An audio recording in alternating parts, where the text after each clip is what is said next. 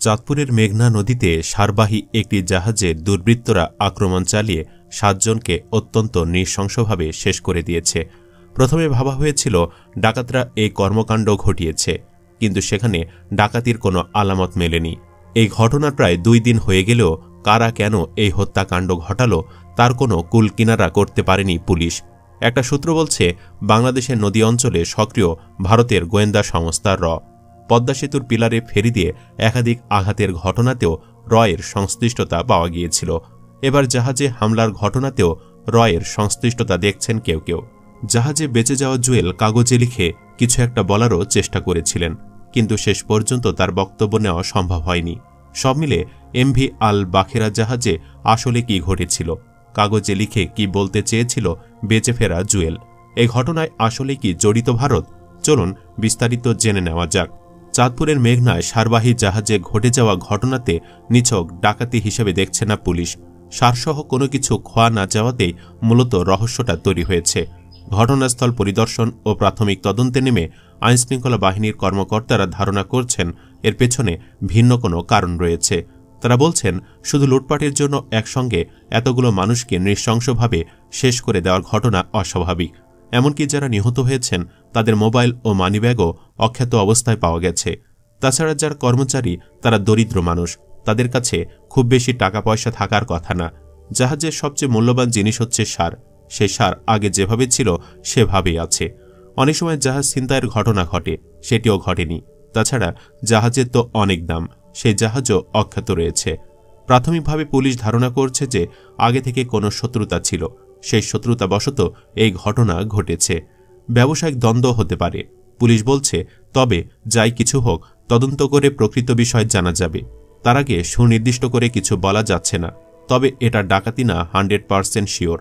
এদিকে ফেসবুকে অনেকে স্ট্যাটাস দিচ্ছেন, বাংলাদেশের নদীসহ সাগর অঞ্চলে নিয়ন্ত্রণ প্রতিষ্ঠা করতে সক্রিয় ভূমিকায় রয়েছে র। বিশেষ করে হাসিনার পলায়নের পর র তাদের কার্যক্রম আরও বাড়িয়ে দিয়েছে। কেউ কেউ ধারণা করছেন বাংলাদেশকে অস্থিতিশীল করতে এই হত্যাযজ্ঞের ঘটনা ঘটাতে পারে র। এর আগে 2021 সালে সদ্য নির্মিত পদ্মা সেতুতে 6 বারের মতো ফেরির আঘাতের ঘটনা ঘটে। অথচ 2 পিলারের মধ্যে এত পরিমাণ ফাঁকা ছিল যে ফেরিগুলোর সেতুর পিলারে আঘাত করার মতো কারণই ছিল না। কেন, কিভাবে বারবার সেতুতে আঘাত করা হচ্ছিল তা নিয়ে বাংলাদেশ সরকার যখন কোনো কুল কিনারা করতে পারছিল না, ঠিক সে সময় পদ্মা সেতুর কনস্ট্রাকশন ইয়ার্ড এলাকা থেকে বিভিন্ন সময়ে 1 বা 2 জন নন, অন্তত 11 জন ভারতীয়কে আটক করে পুলিশের কাছে হস্তান্তর করে নিয়মিত টহলরত সেনা কর্মকর্তারা। এদের আটকের পরেই ঘটনা অনেকটা পরিষ্কার হয়ে যায় যে রয়ের ইশারাতেই আসলে ঘটছে এসব কাণ্ড। 2021 সালের জুনে রূপসা রায় ও বিজয় কুমার রায় নামে 2 জন ভারতীয় নাগরিককে সেতুর সংরক্ষিত এলাকা থেকে সেনা সদস্যরা আটক করে। অথচ ওই এলাকায় সাধারণ কোনো মানুষের দ্বারা প্রবেশ করা সম্ভব ছিল না। কিন্তু এসব ভারতীয়রা পদ্মা সেতু এলাকায় কেন এসেছিল বা কি করছিল সে সম্পর্কে কোনো তথ্য পরে আর পাওয়া যায়নি। ধারণা করা হয় আওয়ামী সরকার রকে বাঁচাতে এসব তথ্য আর প্রকাশ করেনি। এমনকি এসব নাগরিককে ভারতের চাপে ছেড়ে দিতে বাধ্য হয় বাংলাদেশ। এরপর জানা গেছে সর্বশেষ একই বছরের 25শে জুন জাজিরার নওডোয়া এলাকা থেকে আরও এক ব্যক্তিকে আটকের পর জানা যায় তিনি গুজরাটের অধিবাসী। তার 2 দিন আগে আটক হওয়া বিজয় কুমার রায়ের বাড়ি ভারতের বিহারে। পুলিশ ও সেতু নির্মাণের সাথে জড়িত কর্মকর্তারা বলছেন, 2019 সালের ডিসেম্বরে প্রথম একজন ভারতীয় আটক হয়েছিল। এরপর বিভিন্ন সময়ে বিহার থেকে আসা টুনা রায়, ওড়িশার বীরুমণ্ডল, বিহারের সোনু সিং সহ মোট 11 জনকে আটক করা হয়। এদের অনেকেই উদ্দেশ্যহীন ঘোরাফেরার সময় সেনা সদস্যরা আটক করেছে বলে পুলিশ কর্মকর্তারা জানিয়েছে।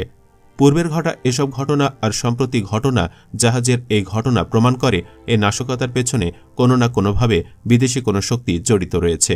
আসলে জাহাজে ঠিক কি ঘটেছিল সে সম্পর্কে আরও ভালো জানা যেত যদি জাহাজে থাকা 8 জনের মাঝে বেঁচে যাওয়া জুয়েলের বক্তব্য নেওয়া যেত।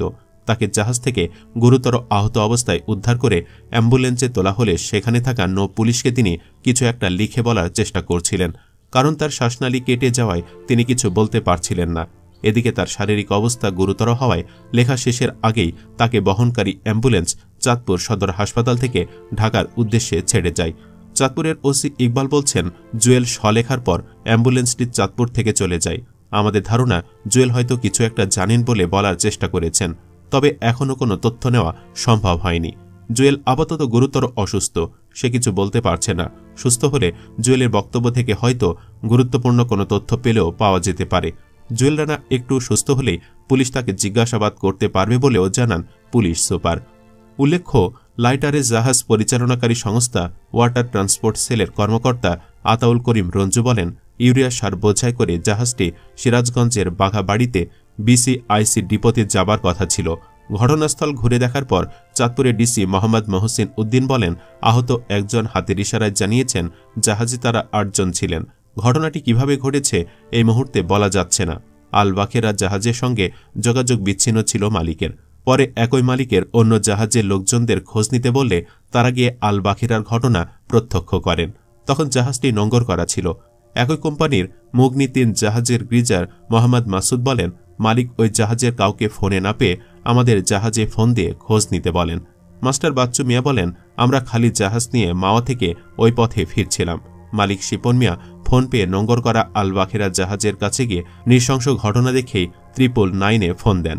এদিকে ঘটনা তদন্তে 4 সদস্যের কমিটি করেছে শিল্প মন্ত্রণালয়। মন্ত্রণালয়ের জনসংযোগ কর্মকর্তা মোহাম্মদ আলমগীর হোসেন বলেন, মন্ত্রণালয়ের একজন অতিরিক্ত সচিবকে আহ্বায়ক করে এ তদন্ত কমিটি করা হয়েছে। এতে সদস্য সচিবের দায়িত্ব পালন করবেন যুগ্ম সচিব। কমিটিকে এই ঘটনার কারণ, ক্ষয়ক্ষতির পরিমাণ নির্ণয়, দায় দায়িত্ব নিরূপণ, অনুরূপ নৌ দুর্ঘটনা রোধে ভবিষ্যতে করণীয় ও প্রয়োজনীয় সুপারিশ সহ একটি প্রতিবেদন জমা দিতে বলা হয়েছে। এজন্য সময় দেওয়া হয়েছে 5 কর্মদিবস। মালিকপক্ষ বলছে, জাহাজটি কর্মরতদের সঙ্গে রোববার রাত 8টার পর তাদের সবশেষ যোগাযোগ হয়। তাদের ভাষ্য, সোমবার সকাল থেকে জাহাজটির কারো সঙ্গে তারা যোগাযোগ করতে পারছিলেন না। পরে আরেকটি জাহাজের সঙ্গে যোগাযোগ করে আল বাখেরার খোঁজ মেলে। জাহাজটির মালিক মাহবুব মোর্শেদ বিপ্লু বলেন, রোববার রাত 8টার পর জাহাজের মাস্টারের সঙ্গে শেষবার কথা হয়। তখনও সব ঠিক ছিল। ওই সময় জাহাজটি চাঁদপুরের হজারিয়ার কাছাকাছি নদীতে ছিল। প্রতিদিনই আমি বা আমাদের প্রতিনিধিরা তাদের সঙ্গে যোগাযোগ করে। সোমবার সকাল থেকে তাদের সঙ্গে আর যোগাযোগ করা যায়নি। এই নিয়ে আমরা চিন্তিত ছিলাম। পরে জানতে পারলাম এমন ঘটনা ঘটেছে। জাহাজে ঘটে যাওয়া এসব প্রাণহানির ঘটনার মধ্যে জাহাজ মাস্টার কিবরিয়া বিশ্বাসের নিহতের ঘটনা সবার চোখে পানি এনে দিয়েছে। কারণ 60 বছর বয়সী এই ব্যক্তির চাকরি জীবনের শেষ কর্মদিবস ছিল। জাহাজের মালামাল খালাস করে ফিরে আসতে চেয়েছিলেন বাড়িতে। কারণ আগামী 10 জানুয়ারি বড় মেয়ে হাবিবা আক্তারের বিয়ের তারিখ ঠিক হয়েছিল। তাই চলছিল এর প্রস্তুতি। কিন্তু শেষ পর্যন্ত তার আর মেয়ের বিয়েতে যাওয়া হল না। আল্লাহ নিহত সবার জন্য আপনি উত্তম ফয়সালা দান করুন, আমিন। সুপ্রিয় দর্শক, আপনি কি মনে করেন, এটি কি নিছকই একটি ডাকাতির ঘটনা, নাকি এর পেছনে অন্য কোনো কারণ আছে? কমেন্ট বক্সে জানিয়ে দিন আপনার মতামত। ভিডিও ভালো লাগলে লাইক ও শেয়ার করুন, আর অবশ্যই চ্যানেলটি সাবস্ক্রাইব করুন। ধন্যবাদ।